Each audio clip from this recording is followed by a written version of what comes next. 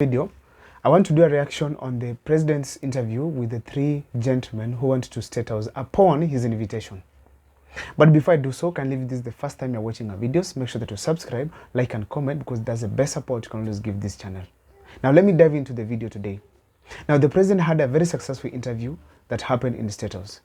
Now, there are some few things I noted from this interview. First of all, the interviewers ensured that they have asked every question that a Kenyan wanted to hear from the president. Every aspect that was being talked about by the Gen Zs and millennials was captured in this video, in this interview. Therefore, I want to applaud the interviewers. They did a very nice job. They also ensured that the president did not maneuver around, but directly give the points or the answers to the questions they asked. That was very good.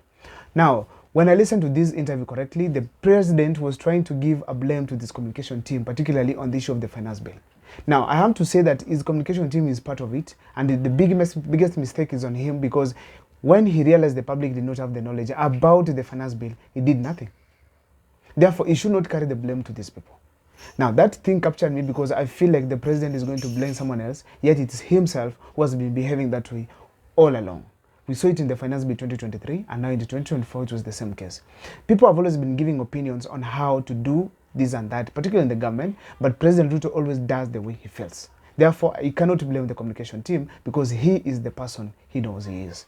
Now, another thing I want to talk about on this video here today, it is this. The president did not go there to redeem himself.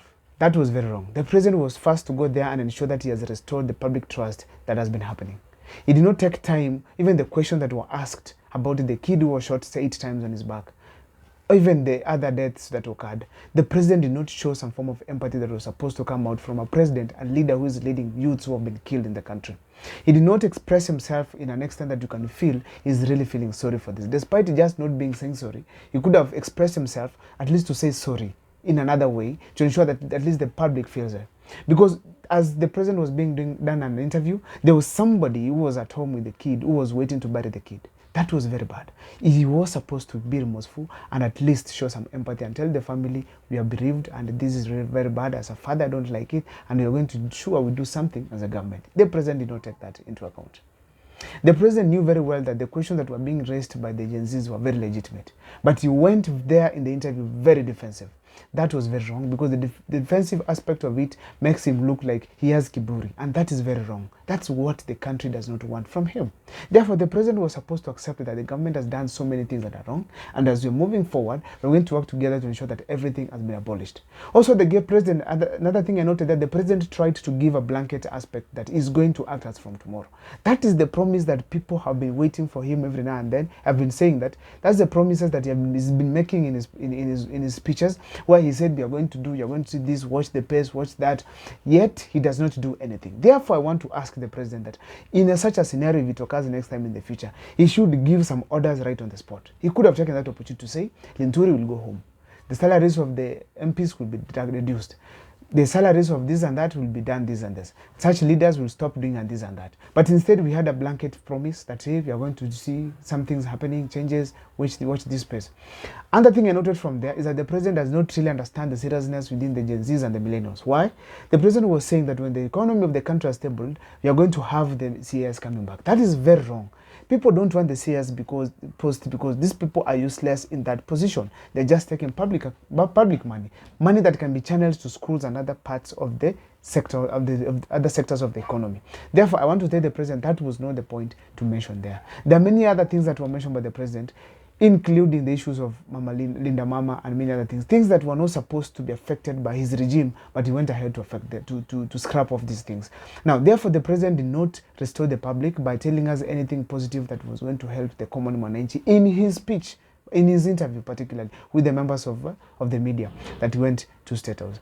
Another thing I noted is that upon having that kind of an interview, promising people that things will change, in today's newspaper, on 2nd of July 2024, there was a notification in the newspaper showing that there are going to be an increment of salaries of the members of parliament, some leaders, in particularly particularly the National Assembly Speaker and the Senate Speaker, that is speaking this and that happening.